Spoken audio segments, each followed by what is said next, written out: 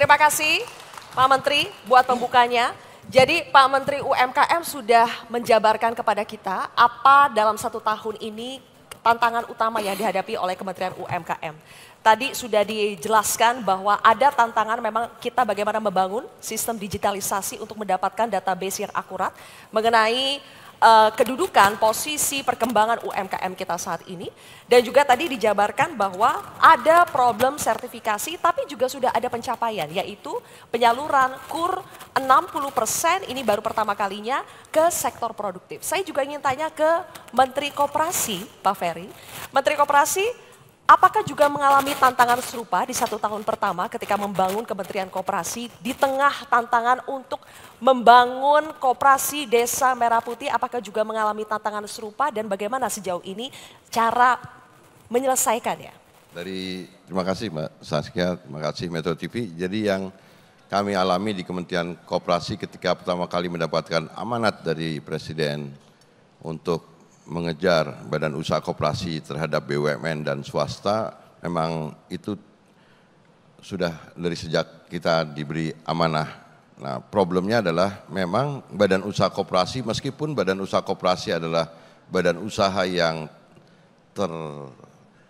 termaktub di dalam konstitusi kita, di dalam Undang-Undang Dasar 1945 di pasal 33, nah, tapi koperasi memang sekarang dengan semua realitanya harus diakui kalah jauh, baik dari sisi aset, volume usaha kegiatan maupun dari partisipasi masyarakatnya untuk menjadi anggota koperasi. Kenapa itu bisa terjadi? Saya harus menyampaikan bahwa ada periode ketika Indonesia, negara pemerintah pada saat itu tunduk dengan International Monetary Fund dan kemudian pasar diserahkan kepada mekanisme pasar. Pengertian mekanisme pasar itu sebenarnya ada pelaku pasar stratifikasinya, ada pelaku pasar besar, sedang dan kecil. Ini penting untuk disampaikan karena ketika mekanisme pasar diserahkan kepada mekanisme pasar bebas, peran negara menjadi dikurangi. Nah, dalam kurun waktu itulah terjadi proses di mana koperasi UMKM menjadi tersisih dibandingkan dengan badan usaha milik negara dan badan usaha swasta. Nah, sekarang Presiden ingin sebenarnya kalau kita lihat gagasan besarnya adalah ingin mengembalikan lagi kitoh atau jalan ekonomi kita yang semula terlalu liberal, ini dikembalikan lagi menjadi ekonomi yang sesuai dengan konstitusi kita. Negara harus hadir terlibat mengatur pasar. Karena kalau negara tidak hadir dan terlibat mengatur pasar, ya pasti yang kecil itu akan kalah dengan yang besar. Nah, sekarang kami di Kementerian Koperasi juga dengan Kementerian UMKM sekarang yang harus kejar, gercep, ya kita digitalisasinya kita kejar, kemudian tata kelolanya kita kejar dan lain sebagainya kita kejar. Tetapi untungnya Presiden juga dalam ingin semangatnya untuk mengembalikan ke ekonomi konstitusi, beliau menekankan bahwa koperasi merupakan salah satu atau sebenarnya adalah soko guru perekonomian. Soko guru itu tiang utama, soko tiang, guru itu utama. Jadi sebenarnya mainstreamnya ekonomi kita itu sebenarnya didrive dari badan usaha koperasi. Seharusnya sepertinya gitu. Tapi kan sekarang dengan segala hormat, BUMN dan korporasi yang sebenarnya menjadi mainstream dari praktek dan jalannya ekonomi kita. Nah, tiba-tiba di bulan Maret Presiden punya ide besar tentang membangun koperasi desa Kelurahan Merah Putih. Nah, di situ kami diminta dikeluarkan Inpres nomor 9 tahun 2025, Inpresnya tentang percepatan pembentukan koperasi desa Kelurahan Merah Putih, melibatkan untuk pertama kalinya 18 kementerian lembaga plus dengan daerah dan lain sebagainya. Keluar Perpres nomor 9 tahun 2025 dibentuk di pusat, daerah, provinsi, tingkat kabupaten, kota dan seterusnya. Dan dalam waktu sampai dengan bulan Juli, Presiden kemudian melaunching 80.000 koperasi desa Kelurahan Merah Putih.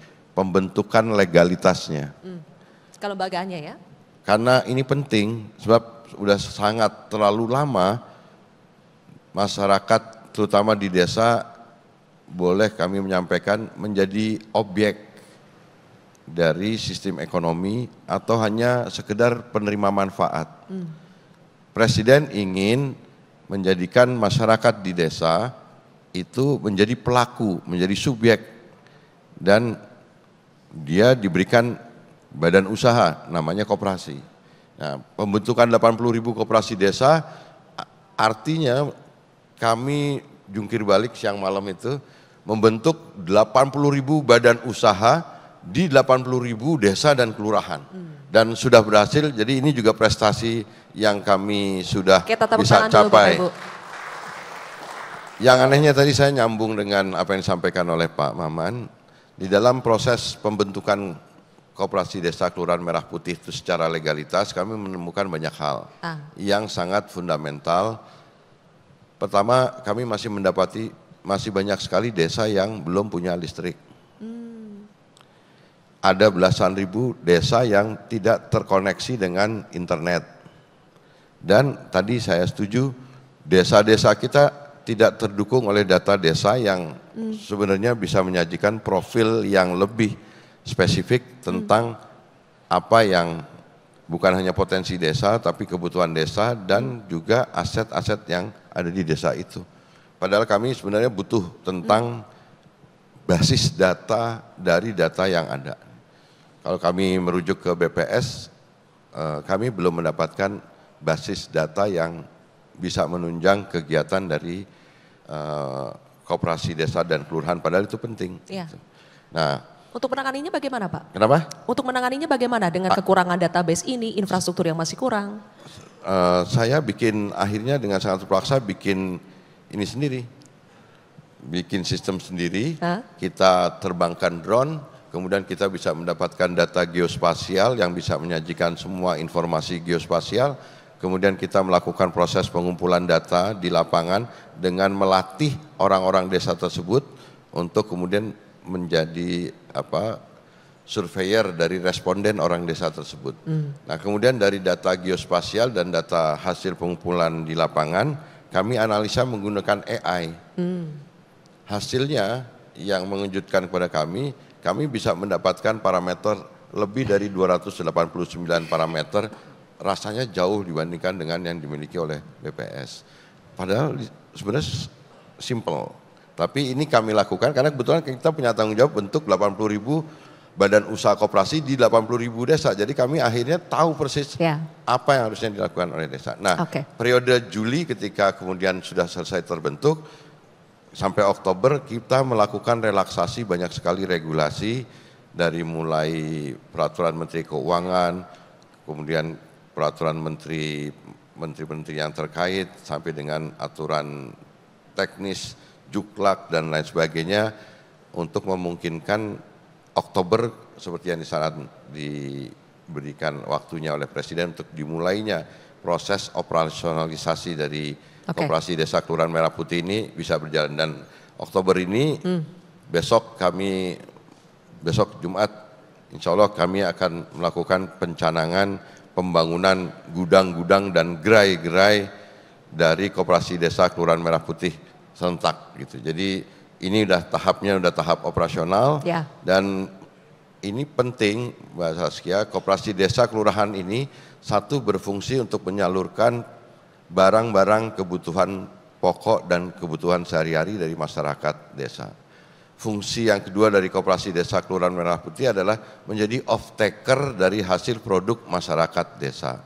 Kalau masyarakat desanya hasil produknya adalah tanaman pangan, nanti di off-take, dilengkapi dengan pengering dan lain sebagainya dari koperasi-koperasi desa.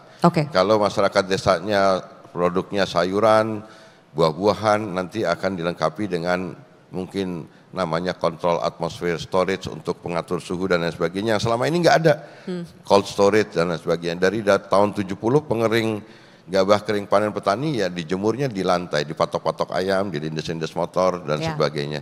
Nah, Koperasi Desa nanti akan berfungsi untuk melengkapi pengering-pengering yang supaya harga gabah kering panen petani di Indonesia itu bisa sesuai dengan kualitas dan sebagainya.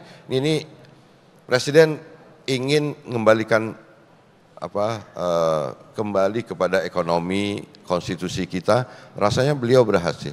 Kebuktinya produksi pangan kita sekarang gabah khususnya sudah naik dan bukan food security, beda ini. Ini food sovereignty. Kita punya kedaulatan pangan dan berasal dari produksi kita sendiri. Itu Presiden cetak sawah, pencetakan pembukaan lahan-lahan baru, dan kemudian bukan, kalau food security itu yang penting pangannya tersedia, berasnya boleh impor. Ini Presiden beda, food sovereignty, dan koperasi desa, kelurahan akan berfungsi untuk bisa memberikan daya dukung bagi food sovereignty yang ada di kita.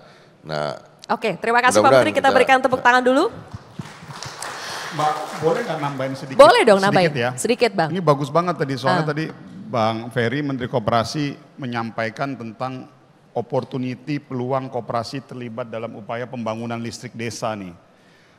Tapi saya harus sampaikan begini, ini mungkin tambahan. Dan saya rasa apa yang saya sampaikan ini bukan dalam arti saklek ya, tapi silakan ini bahan untuk didiskusikan. Tahu nggak problem paling utama itu kenapa sulit sekali desa-desa kita masih banyak listrik, masih banyak yang belum berlistrik. Karena dikunci di Undang-Undang Ketenagalistrikan, itu pasal tentang pengusahaan, itu dimonopoli oleh PLN. Ini yang Ibu Sinta udah senyum-senyum Pak dari tadi. Ini saya mau sampaikan. Kayaknya merasakan banget ini. Ini bagus, karena ini narasi ini bagus. Sudah saatnya gini, sudah saatnya kita betul-betul menerjemahkan pasal 33 yang kafah. Bahwa cabang-cabang produksi yang menyangkut hajat hidup orang banyak dikuasai oleh negara dan 100% digunakan untuk kemaslahatan umat, kan begitu? Harusnya begitu ya. Kemaslahatan dan kesejahteraan rakyat loh, bukan kesejahteraan BUMN loh. Yang terjadi sekarang ini adalah praktek monopoli dan kartelisasi BUMN dalam industri listrik kita. Udah saatnya kita betul-betul mengimplementasikan arti nasionalisme yang sebenarnya. Baik Pak. Nah, ini mungkin momentum ini menarik. Terakhir saya mau bilang gini, nasionalisme tuh kayak begini, saya bapak, beliau anak tiri, Mbak anak kandung. Setiap usaha dikasih ke anak kandung, rugi terus. Tapi setiap usaha dikasih ke anak tiri, untung terus. Pertanyaannya yang mana yang mau kita pilih Mbak? Idealnya dikasih ke anak kandung, untung terus. Itu nggak usah kita perdebatkan. Apabila kita dihadapkan dengan dua situasi, saya akan pilih dikasih ke anak tiri. Karena orientasi nasionalisme itu bukan dikasih ke siapa. Orientasi nasionalisme itu pada hasil. Outputnya. Mana yang terbaik buat bangsa dan negara rakyat Indonesia. Nah ini momentum ini bagus nih. Buat memberikan kesempatan supaya agar jangan dibalik. Sekarang ini repot loh. Sekarang ini kita mau bangun industri di daerah A. Tapi industri itu harus nanya dulu, listriknya ada nggak? Tapi sekarang udah saatnya dibalik. Listrik ngikutin industri. Mas Rosan nanti mau bangun listrik di daerah terpencil dan antara. Udah saatnya kalau memang nggak ada listrik ya diberikan kesempatan perusahaan itu ataupun bisa dikasih koperasi untuk bangun listrik juga. Terima kasih Pak Menteri usulannya. Gitu, makasih. Itu aja. Terima kasih. Jadi Pak Menteri UMKM dan juga Pak Menteri Koperasi sudah saling melengkapi satu sama lain. Jelajahi cara baru mendapatkan informasi. Download Metro TV Extend sekarang.